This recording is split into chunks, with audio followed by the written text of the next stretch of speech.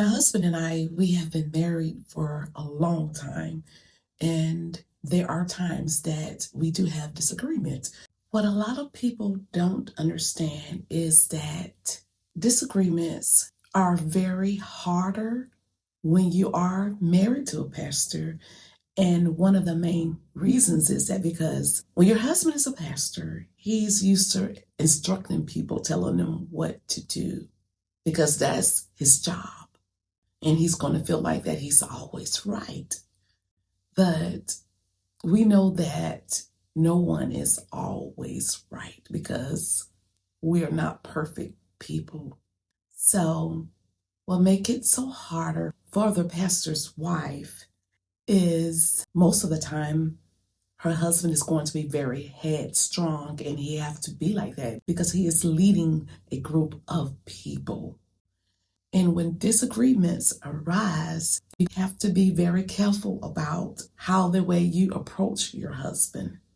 And one of the main things I had to learn too is there is a time and a season for everything.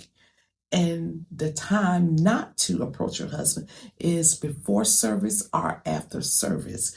Because even if you are right about what you're disagreeing about, it's just the wrong timing, and God is not pleased with that.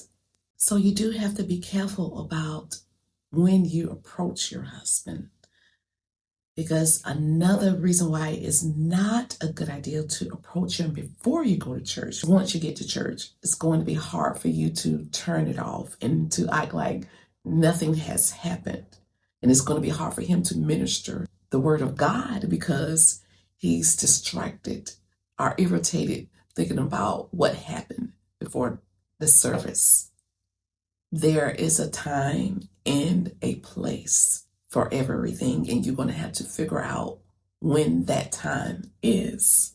When you are in disagreement with your spouse, once you do get ready to approach him about it, before you approach him, ask God to give you the wisdom of what to say and how to say it. I am practicing being a submissive wife, but there are times that I have to stand up for myself. And when I do stand up for myself, I try to do it in a respectable way, because God do expect us to do what is right. And please don't ever try to correct your husband in front of people. And that's whether you feel like you're right about something or not, because God isn't pleased with that. Your husband is a leader, and in order for him to lead people, they're going to have to respect him.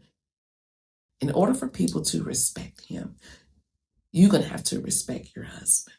When you are married to a pastor, people expect you to get along, and your marriage is an example to your congregation. So that's why you have to make sure that when you guys are in disagreement, that you don't bring it to the church, and try to solve conflict soon as possible. Don't just let it linger. And another thing too, I want to warn you about, don't vent to members. Be careful about who you talk to. Watch what you say about your husband. Make it a practice of don't say anything about him that you wouldn't say if he was with you. Just because you are married to someone that is saved, it doesn't mean that you're going to always see things the same way. But God did tell us to love our husbands, to show them respect, to be kind. And I understand that sometimes it's going to be hard to be kind when you guys are in a tough season.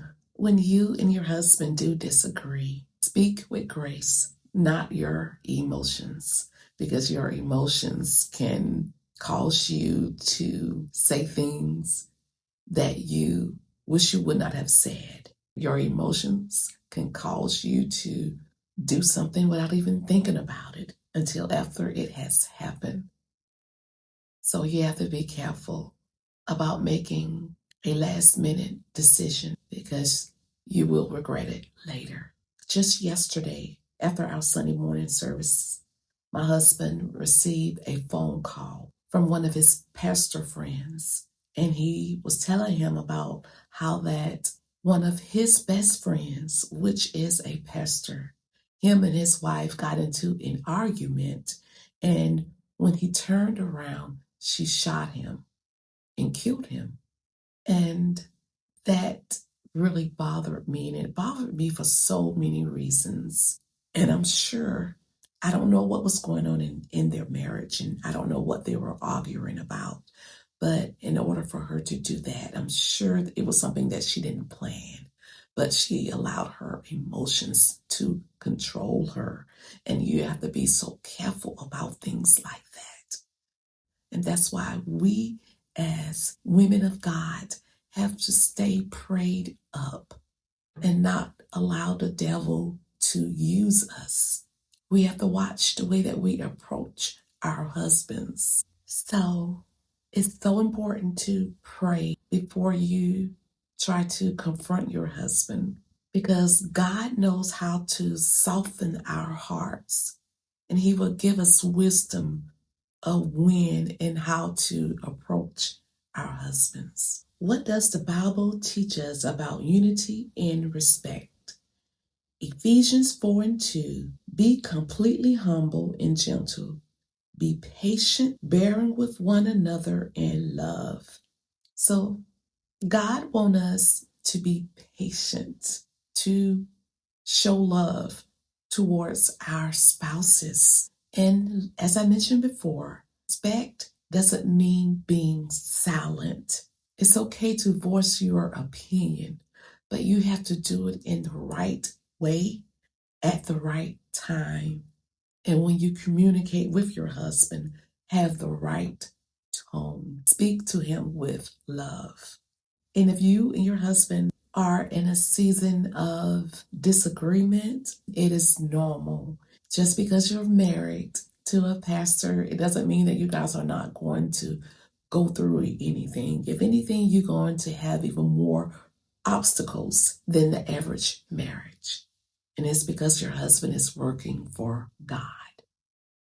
The enemy knows that if he can hinder you guys' relationship, start conflict in your marriage, that is going to distract your husband from his assignment that God has for him. And I want to encourage you to pray. And when you pray, ask God to help you to see your husband through his eyes, not your feelings or emotions. Ask God to help you be the wife that your husband needs you to be. And if you feel like your husband is in the wrong, ask God to work on him. And while he's working on your husband, ask him to work on you as well, to give you more wisdom and patience, and to help you to manifest love towards him. If this video blessed you, comment choosing love today. If this topic resonates with you, my book goes deeper, from fear to flourishing, a guide for pastors' wives. In my book, I talk about communication can actually strengthen your marriage.